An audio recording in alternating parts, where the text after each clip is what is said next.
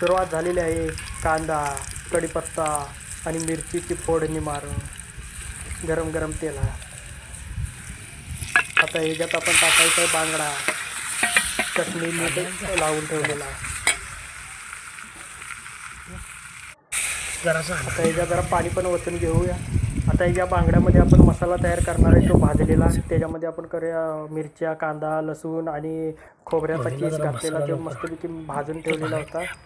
तो आता मिक्स करू. तोपर्यंत इथं पाणी वाढवलेलं आहे पण कारण मस्तपैकी बांगड्याचा रस्सा करायचा आहे. आणि त्याच्यात आणि जरा काश्मीरी लाल मिरची टाकायची मस्तपैकी. तर त्याला परतून घेऊया भारी. कसला कट आलाय बघा.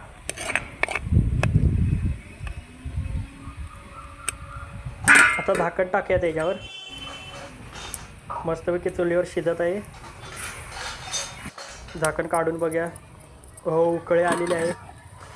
आता आपण तो मसाला टाकायचा जो आपण तयार केलेला भाजून ठेवलेला कांदा, मिरची, लसूण, खोबरं याचं सगळं मिश्रण करून मिक्सरला वाटून टाकलेला आपण तो मसाला आता टाकला ह्याच्यात.